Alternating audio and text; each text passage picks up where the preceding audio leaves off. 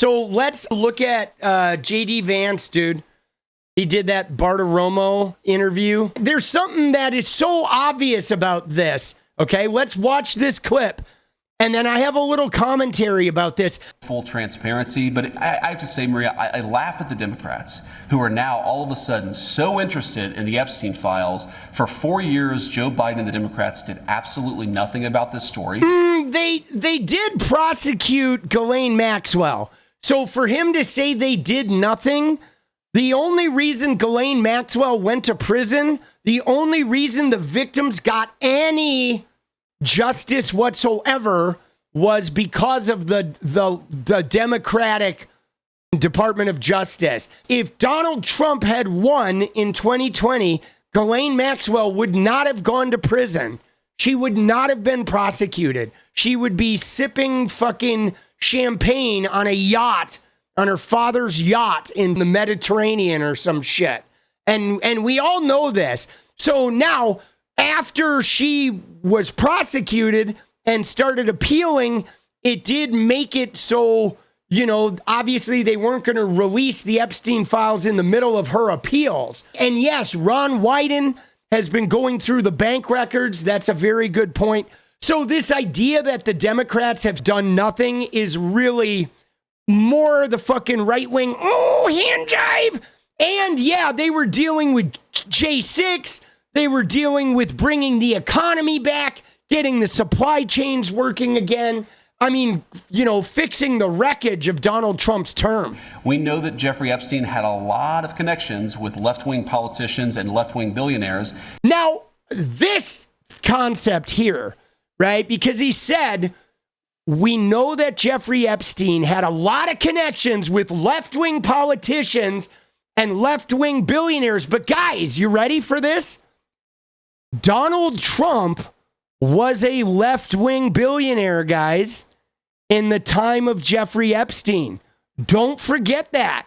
Donald Trump was a left-wing billionaire, okay? He was a billionaire around the Taj Mahal times. He was friends with Bill Clinton. He was friends with those people. He's a recent convert to right-wing. So yeah, he did have some contact with some left-wing billionaires, and one of them was Donald fucking Trump, bro.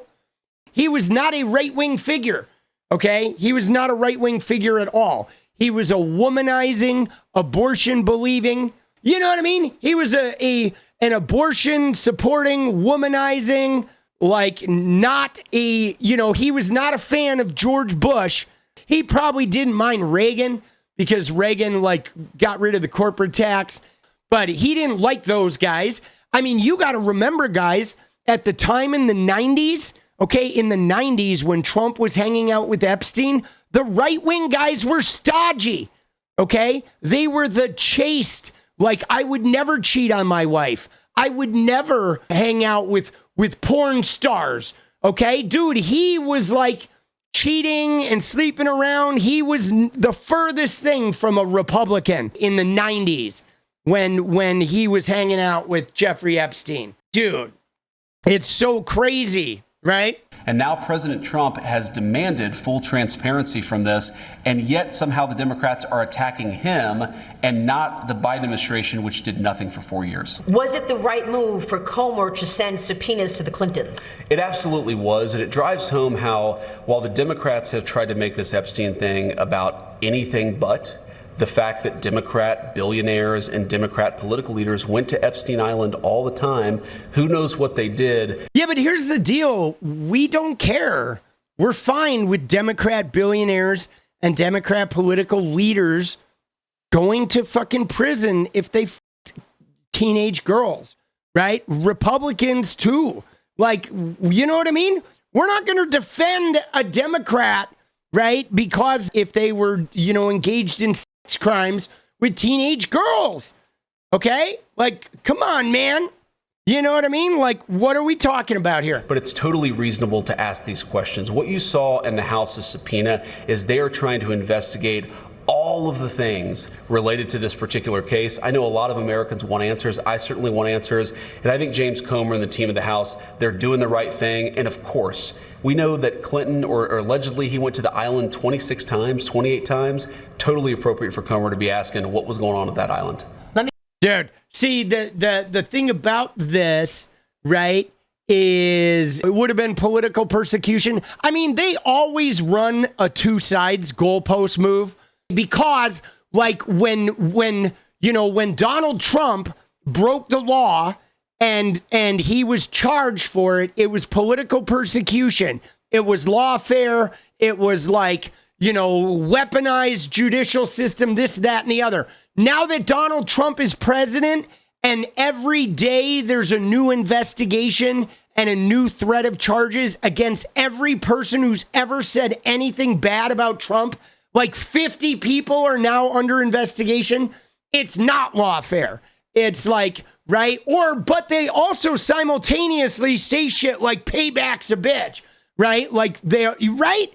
They're just so fucking confused, and yet they never accomplish anything. Like, look at what they did with Benghazi, okay? They had, like, so many hearings over that shit. Look at what they did with Hunter Biden. 2 years of Hunter Biden, and they got him on a charge that any one of us could go down for. Like, lying on a permit application. Like, come on, bro. Dude, we all lie on permits, whether it's a gun permit or your housing permit or, you know what I mean? Like, dude, are you kidding me? Like, goddamn, dude, we've all done that, okay? Every single one of us, half of Congress has lied about their addictions when they get a gun permit. Like, what are you talking about?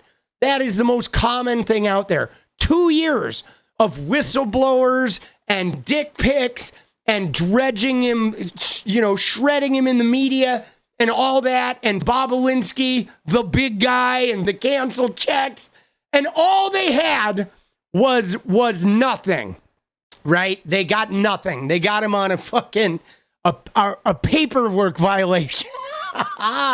Dude, like, these guys, they're so inept, right? And what they do, though, is we've seen what they do, right? The Republicans operate in what I like to call a closed perfect loop system, okay? Because here's what they do.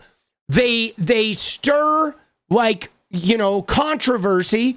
We're investigating these people. And then the investigation of them is treated like justice is at hand, like these people are going to jail.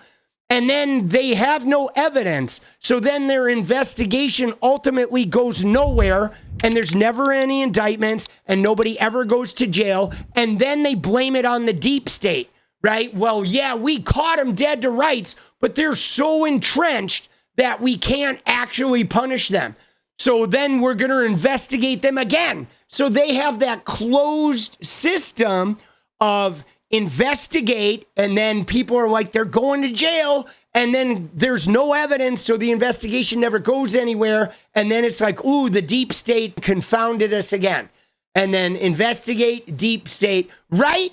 And then the fact that Trump's evidence is there and he gets indicted and get charged, they're like, ooh, the deep state planted all that shit, right? But dude, it's like, my God. And what they're doing now with Obama and this shit, dude, with the whole conspiracy about the elections, dude, there's nothing there. Okay? They have nothing on Obama. They have nothing on elections, but they're spreading so much disinformation that it's just so out of control, dude.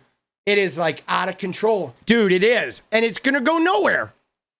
But one thing I will say, though, here's one thing I will say, guys, is it's become very obvious that the MAGA people, MAGA Republicans, they want all of us Democrats, all of us, to be dragged by our hair through the streets in handcuffs. They want us to be physically abused, and they want to watch us get, like, thrown into jail, even if we haven't done anything wrong, like simply for being a Democrat, simply for supporting transgender people, simply for believing that immigrants should be treated like human beings. They want to, like, physically harm us. and lock us all up. Like, if they started herding Democrats into alligator Alcatraz camps, none of the MAGA people would even bat an eye. They would be cheering. They would be outside cheering, right? They really do have, like, their bloodlust is really wild, dude. It's like wild. Like, if lynchings got brought back, I feel like they wouldn't complain about it. You know what I'm saying? I really do. I really feel like they would be fine with the return to lynching. Dude, it's pretty wild. Like I said, I've not seen that bloodlust. Like, they have dehumanized us to the point of where they could watch us get harmed and they don't care. See, I find it really interesting that they all had the turn. You know, they definitely, Republicans, I've never quite seen them with a turn. You know, I have not seen them with a turn like that. Oh, here's where they're talking about the meeting about the Epstein files. Because we know Pam Bondi, Kash Patel, J.D. Vance, and Todd Blanche, of course they were talking about Epstein. Okay, let's watch. Give us some clarity on this meeting that is reportedly happening or happened last night at the White House about the Epstein files and how you're communicating. Dude, his laugh when he is covering a lie, look at how fake that laugh is, bro. Oh my God, dude. That is some of the fakest shit. Dude, he is like, oh, dude, so phony, bro. Oh my God. Give us some clarity on this meeting that is reportedly happening or happened last night at the White House about the Epstein files and how you're communicating the Epstein story. So I've seen so many different fake reports about this. So let me set the record straight. There was no meeting at my house last night. There just wasn't. Was there a meeting at the White House? We did meet at the White House yesterday, but not at the time that they said that we were going to meet, and not about the subject that they said that we were going to meet about. We have a great... Yeah, not at the time they said. Oh, that's very convincing. You met, they said the meeting was 6. You met at 5:30. Therefore, we must have gotten it all wrong. Dude, yeah, we pushed it forward by 30 minutes. Therefore, they're all wrong. And we didn't meet about Epstein. We met about Ghislaine Maxwell's story covering for Trump. We never actually talked about Jeffrey Epstein. Like, oh, okay. Yeah. Oh, yeah. All right. Dude. Jesus, dude. They're fucking clown show. FBI director and a great Department of Justice lead, Attorney General Pam Bondi, and we met to talk about how to ensure we have justice for the American people. We actually didn't talk about the Epstein issue at all. Oh, yeah. That was never meant to be the subject of the meeting. And it's one of those things where I guess somebody leaked a calendar entry maybe, and then people assumed that it must have been about Epstein, even though it had nothing to do with it. Oh, yeah. Kash and Bondi and Todd Blanche and J.D. Vance. We know what it was about. If Todd Blanche was there, dude, it was about Epsteinery. On the Epstein issue, what the president has said very clearly, because we've had other meetings about that, is that he wants us to be fully transparent and he wants the credible information out there. So we're... The credible information. See, this is their wordplay. He wants the credible information out there. Credible, in this case, is like their waste, fraud, and abuse line, where credible information is any information that doesn't implicate Donald Trump, okay? If it implicates Donald Trump, or if it implicates somebody in Donald Trump's circle that he needs to protect, it's not credible. That's the kicker there, okay? To them, anything that has Trump in it is not credible. Or anything that disagrees with what Trump wants the narrative to be is not credible. What is up, guys? Thank you so much for watching. If you like the video, you want to support independent resistance media, you know what to do. Drop that sub, hit the like button, and please share it. And we do love our members, so if you want to become a member, it's another really great way to support. Thanks again for everything, guys. I'll see you next time. Let's go.